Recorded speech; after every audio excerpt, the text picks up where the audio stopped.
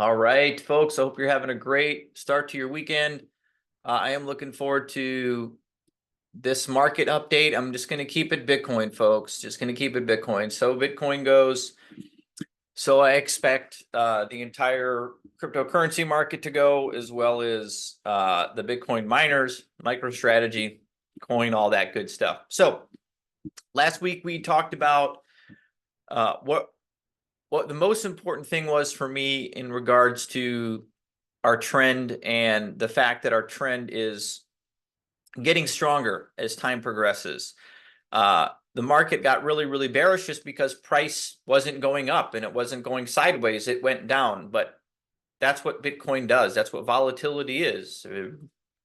Volatility is how you get outsized gains in an asset class like Bitcoin, an asset like Bitcoin. And so on the short term, I'd had a couple counts that were invalidated. I was wrong. I'm going to be wrong a lot on the short term. Coin flips, folks, as you know, don't follow me because you think I'm going to nail these short term moves. When they're right, I look like a genius. When they're wrong, which I'm wrong a lot, not so much. What I care about is a high time frame. And that's what guides my analysis. And in the high time frame, we are in a strong uptrend. And the strong uptrend, as I got illustrated here up, is our weekly chart of Bitcoin. I've got the 30-week moving average up. I've got this diagram at the top that illustrates, most importantly, where we are within the segment of the market. And right now we are in a stage 2 uptrend. And a stage 2 uptrend is defined as getting stronger and stronger when the space between price action and this 30-week moving average gains separation along the way, okay? Much like we saw there in 2020 into 2021. And here we are today with separation and increased separation as we move, and this 30-week starts sloping up. As the 30-week starts sloping up, that is a powerful uptrend. I don't care what's going on a daily. I don't care about what's going on in a 4-hour. Well, I do care. Sorry, take that back. But that's only in terms of my my hopes, in terms of what's going to happen in the short term. But in terms of the long term, what guides the most important part of this analysis is what we're looking at right now, folks. We are in a stage 2 uptrend and consolidating above previous all-time high. This is a very, very bullish structure. And so last week I changed my primary Elliot wave count. And for those that don't know Elliot wave, that's okay. Essentially just looking at movements within different stages of the market. And I've come to the conclusion that my primary view is now a little bit different, okay? In that I view what's going on right now, what's transpired recently, as really a normal, 3-4 type of movement. In contrast, what we saw back in 2020, in 2021 was what you would consider an extended third wave. And I've got this illustration up at the top to kind of show what that, to show you what those look like, okay? Whereas you've got these impulsive movements. In this first image, you've got a 1, 2, 3, 4, 5, but this first impulse was an extension. In the second image, you have a 1, 2, 3, 4, 5. This third impulse was the extension. And then what we're dealing with right now, in my opinion, and again, just as a reminder, I'm not a financial advisor, and I have no idea what's going to happen next in these markets. I'm just making my my educated guess based on everything I'm here to share with you. So use this as educational purposes and not financial advice. Do your own research, always. So back to this, what I'm viewing as going on right now for various reasons that I'm going to get into is a developing fifth wave extension that's very common in commodities, okay? So where's your source? Where's that source, Koosh? Well, let's take a look at a commodity and take a look at an example of a third wave or a fifth wave extension. This is a chart of oil on a weekly time frame going back from the late 90s to its parabolic top in July of 2008. And here you can see a great example of a fifth wave extension where you have 1, 2, 3, 4, and then 5 is the steepest and most aggressive. And how is that measured? How can you prove that? Well, use fib extensions. If we look at the 1, 2, and see where this third terminated off of the 1, 2, it terminated at the 3 extension. Okay, right to the T. There are no coincidences here. Fibonacci is found everywhere, not just math, but in nature and in financial charts and analysis as well. And then we take a look at where the 3, 4 extension terminated, and it terminated at the 3, 4, 1, 4, folks. So it exceeded that third, and threes are typically the most powerful waves. But in this commodity, as you saw, we had a fifth wave extension where the fifth was the most powerful. And always remember, 3 can't be the shortest. 2 can never drop past the origination of the first impulse. Those are the basic rules. Okay, so this is what a fifth wave extension looks like. And now let's go back to Bitcoin. Oh, sorry. One last thing. So why the short term doesn't matter and I don't trade Bitcoin is because good luck trying to project. Look at these movements. Look at this volatility, right? Look at this volatility. Oh, breaking out. Nope, come back down. Oh, breaking out. Nope, come back down. Oh, breaking out. Come back. I mean, this is just a nightmare to try to trade. Oh, breaking out. Nope. Brutal correction. ABC. 1, 2, 1, 2. Boom. And so the market does all the work for you in this scenario. If you accumulated something back here, the goal is to capture. Nobody's going to sell here, folks. Anyone saying they sell tops, don't believe them. It just doesn't happen. If you do, you're lucky. You're in the 1%. Because if everyone could sell here, the price wouldn't get there, right? Because most large-scale investors are scaling out in a region, and so it wouldn't reach this if most accumulators were distributing at the same time. The goal is to be a participant in the meat of the move, right? The meat of the move. All right. That being said, now let's go back to our Bitcoin chart and take a look at what that means for. Well, let's go back to 2020, 2021 to illustrate what I'm talking about. So first and foremost, let me get rid of that. Let's just take a look at this impulse right here and the 3 of 3 and a very, well, let's just start right here. Let's just see where this terminated.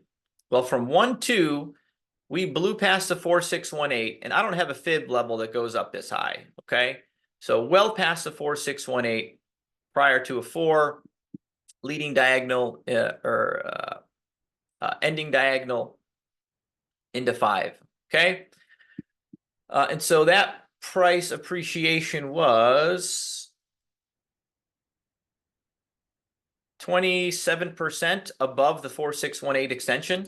Okay, that's a frame of reference. That's our kind of like a frame of reference point. Now let's go back to what's going on here today and say, all right, where did our local third impulse terminate? Well, we're coming back 1, 2, 3, came to the 4, 6, 1, 8.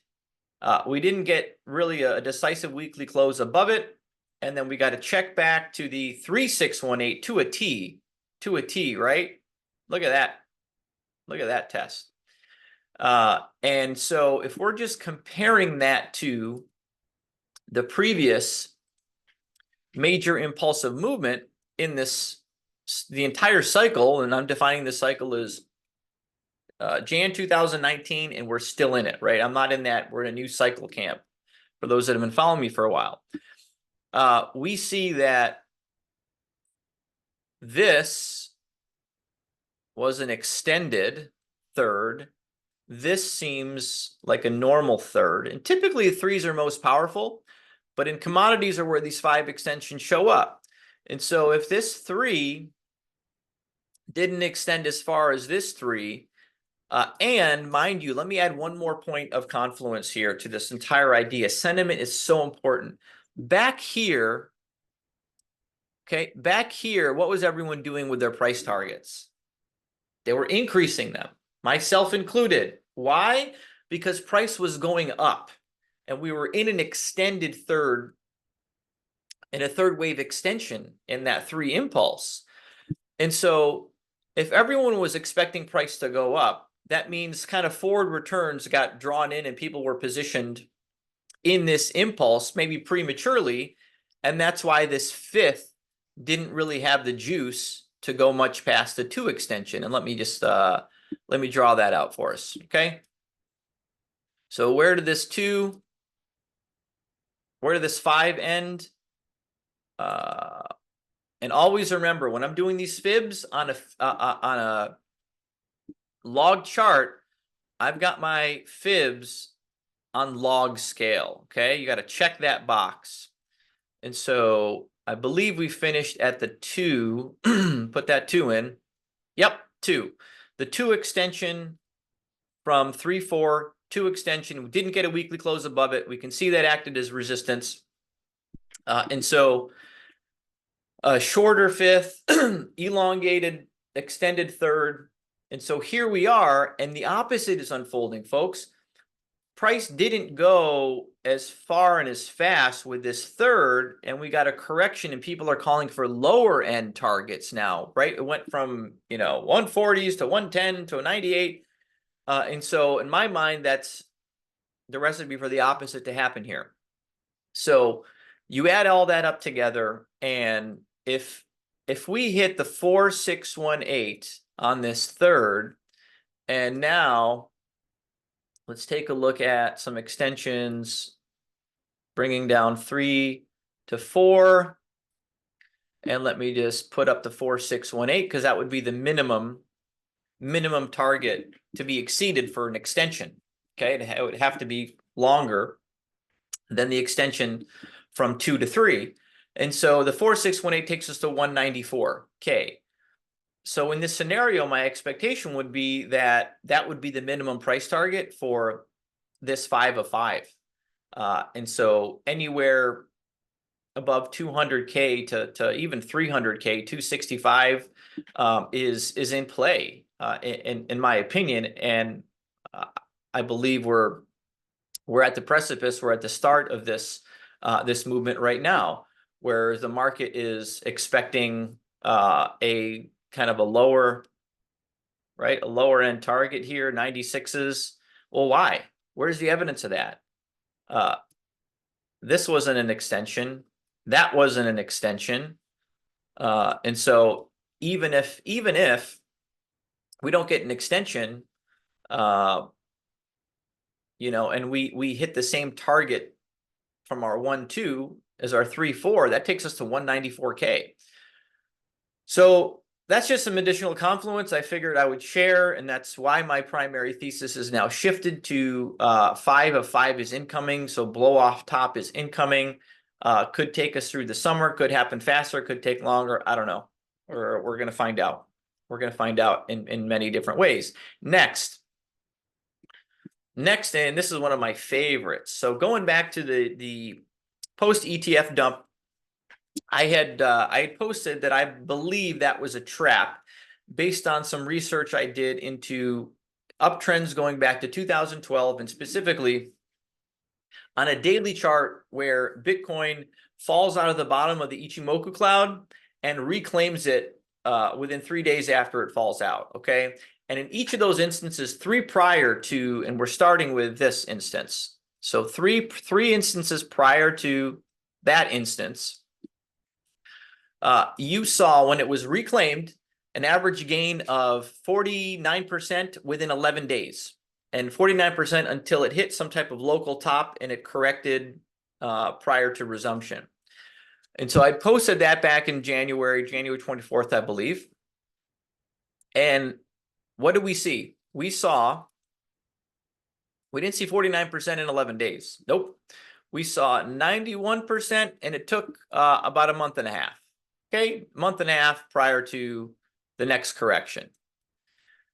And so what I posted 3 days ago was, okay, we've spotted this in the wild. They're not very common, but here we go. We've got a breach again of the bottom end of this cloud on a daily time frame, and it's a trap so long as within 1, 2, 3 days we get back in to the cloud. And what happened yesterday? We got back into the cloud decisively.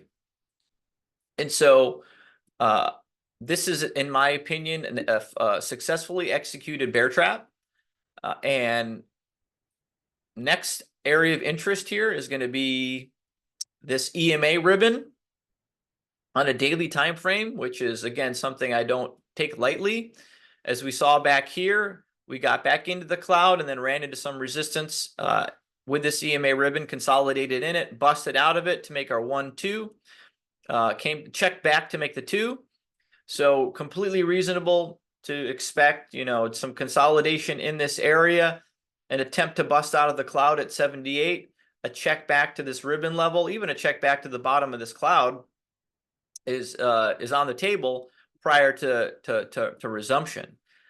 You could even get, let me get rid of the EMA ribbon. You got to be ready for all types of scenarios. So what we also have going on here is something like that.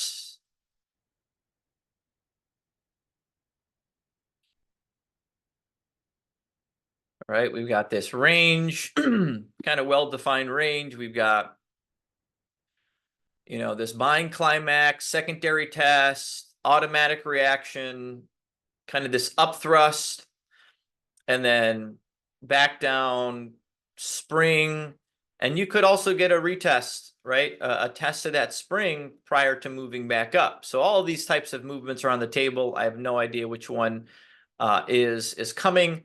What we don't want to see is something like that. Like, you don't want to see that. That's not a good look. And so just throwing that out there. No evidence that's going to happen based on this spring type of reaction, right? That's a beautiful type of spring deviation. And so those are just some of the ways I'm looking at this moving forward. And that's it, folks. That's the quick video. We are the market right now is looking beautiful. The last 3 days is exactly what we want to see is bulls. Hold strong. Congratulations if you didn't get kind of shaken out of the positions here in the last few days. I hope you have a great rest of your weekend, and we look forward to doing more of these videos. Take care.